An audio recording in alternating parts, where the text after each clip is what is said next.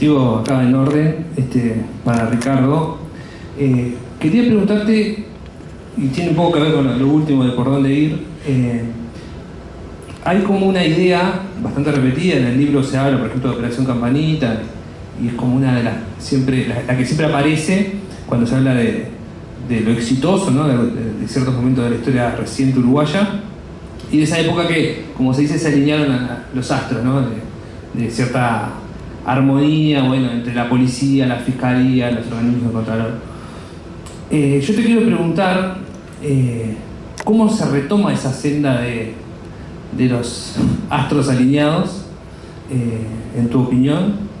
Y un poco desprendiéndose de esa pregunta que tiene que ver con esto, con el diseño institucional y en qué estamos y para dónde deberíamos ir, te hago unas preguntas más concretas. ¿Qué rol tendría que tener ahí el coordinador de inteligencia estratégica del Estado? Es decir, ese lugar, que hay discusiones en torno a eso, más bien programáticas.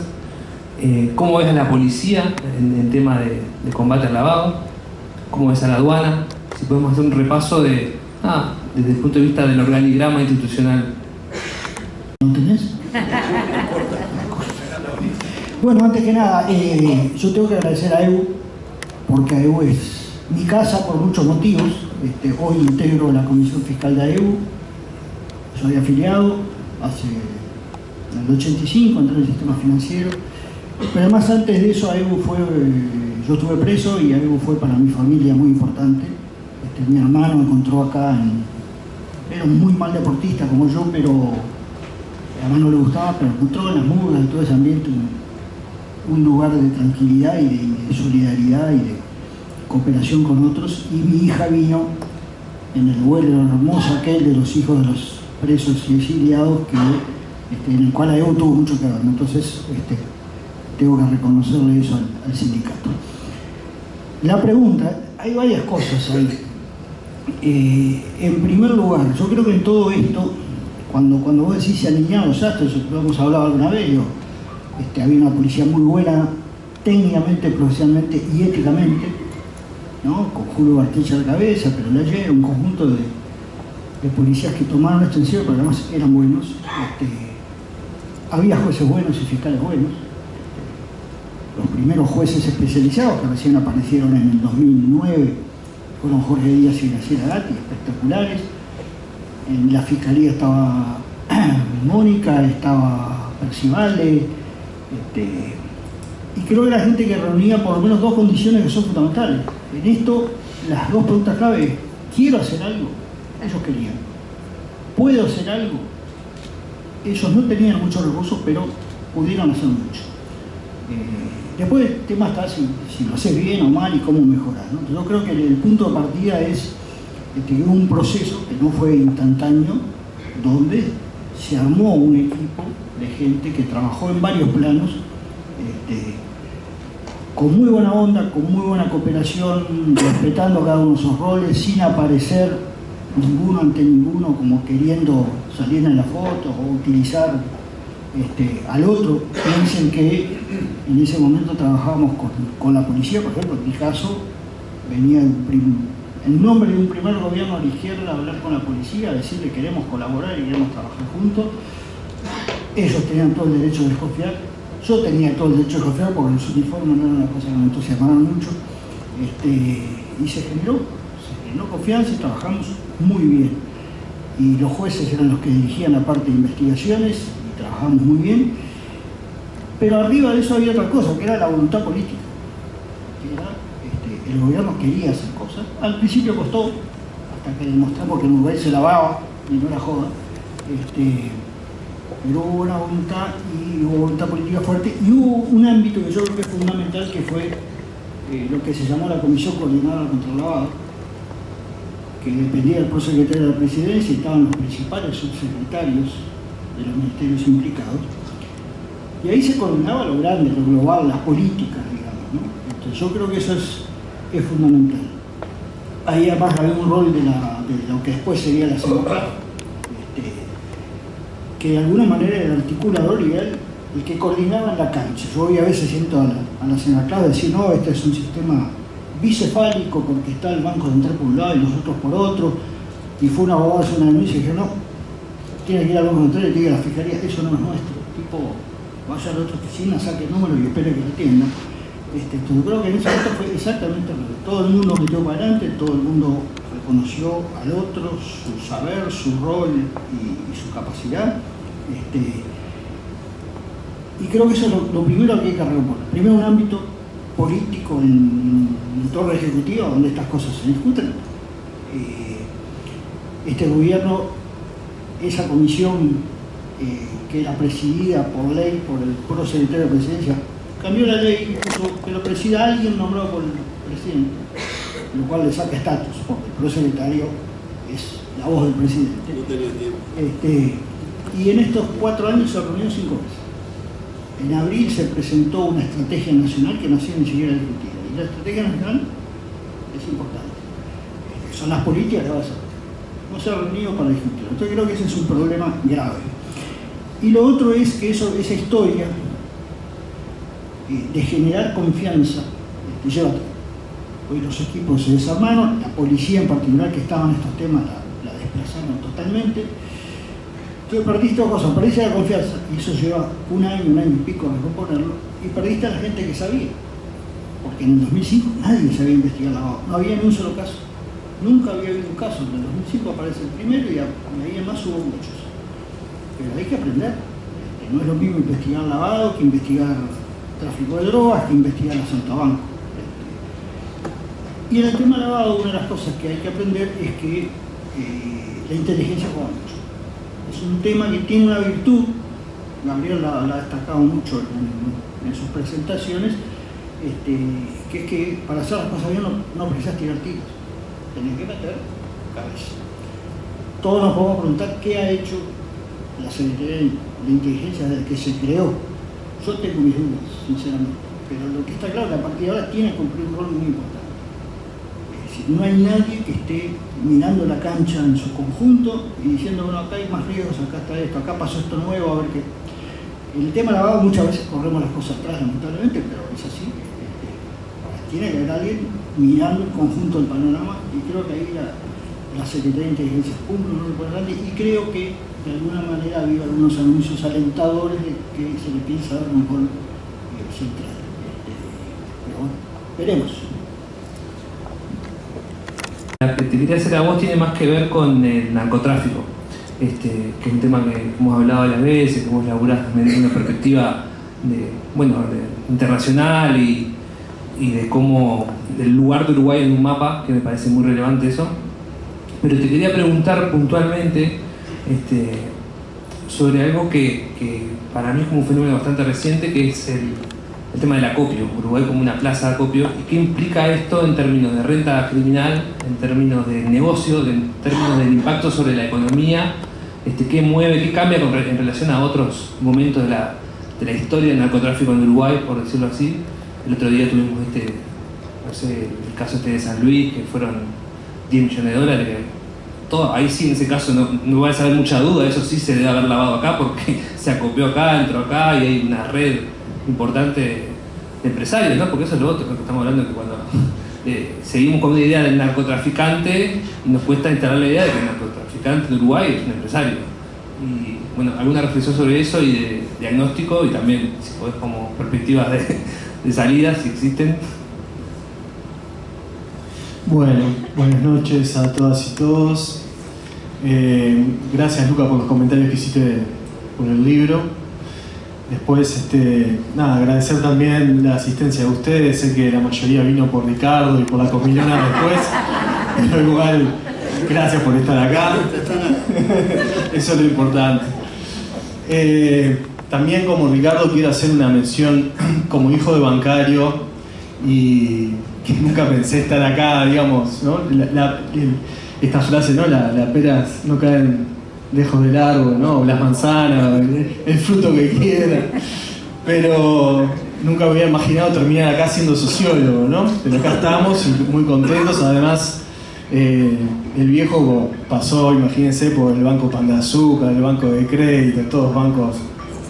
Fundió todo, y terminó el Banco República. Y bueno, Ebu siempre estuvo ahí, a nivel familiar eso siempre es importante, ¿no? La contención, saber que está esa colaboración, te brinda seguridad, ¿no? Contra la inestabilidad que tiene esas cosas. De hecho, me acuerdo, la crisis de 2001, bueno, fue fundamental ahí toda esa situación.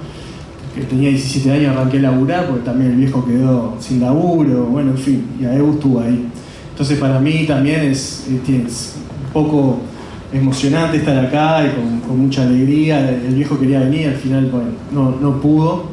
Pero bueno, siempre hay algún colega ahí de banco siempre me encuentro y también le mandan mensajes a él, así que bueno, eso quería resaltar solo a nivel personal. Después, Lucas, nada, gracias por la pregunta. Es una pregunta muy complicada por varias razones. Lo primero es algo que hablamos de alguna manera con mucha espontaneidad de estos temas y con mucha falta de evidencia. En parte con mucha falta de evidencia porque es verdad que la academia hace poco tiempo que se ha empezado a meter con estos temas y somos muy pocos los que lo hacemos. Y también es un fenómeno elusivo por definición que no se deja ver y nosotros lo llamamos todo método de estudio o toda observación que hacemos con base en herramientas metodológicas para hacer ver algo que no se deja ver, siempre es un alcance indirecto. Entonces realmente, por ejemplo, saber cuánto se está moviendo millones de dólares por tráfico de drogas es muy difícil. Por lavado de activos es muy difícil. Saber desde cuándo empezamos a copiar, hay hipótesis, pero en realidad siempre nos manejamos por lo que se detecta. Y lo que se detecta no quiere decir que antes no se hacía. Bueno, igual así todo, creo que tenemos ciertas orientaciones para responder lo que preguntás. La pandemia es interesante porque la pandemia 2020, ¿no? En varios tipos de delitos causó un impacto hacia la baja. Delitos contra la propiedad, lo más claro que hay, ¿no? Hurto, rapiña, homicidios, ahí levemente, ahí se ve un poco. Esto en casi todos los países, más allá de el tipo de restricción que tomaron, ¿no? Trajo una caída de todo esto. Y trajo también una reconfiguración del negocio del que estamos hablando acá, estamos hablando de lavado de activos, pero siempre el lavado de activos está vinculado a distintos tipos de economías ilícitas, ¿no? Estamos hablando de mercados, distintos tipos de mercados ilícitos.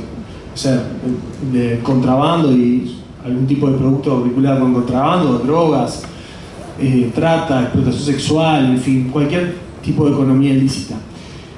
En términos de las drogas, la pandemia y las restricciones que pusieron los estados al comercio internacional, a la migración, en fin, trajo una reconfiguración del negocio y Uruguay empezó a tener más prevalencia, y el sur en general.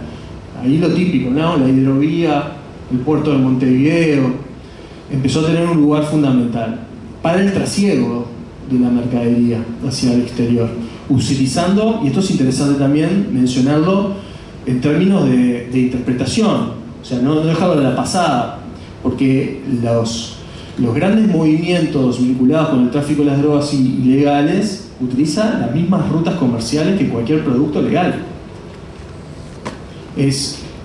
Excepcionalmente se han encontrado submarinos que viajan por el Pacífico hacia Estados Unidos, algunos se encontró en Australia. Son cosas muy excepcionales. En general se utilizan las mismas rutas de transporte comercial.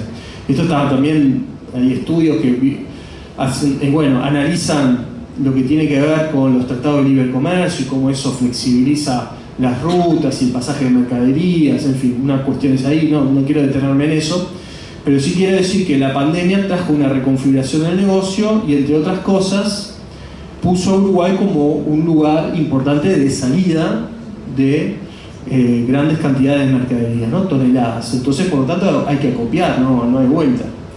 Es interesante también cómo se acopia, porque no es tan sencillo el acopio, ¿no?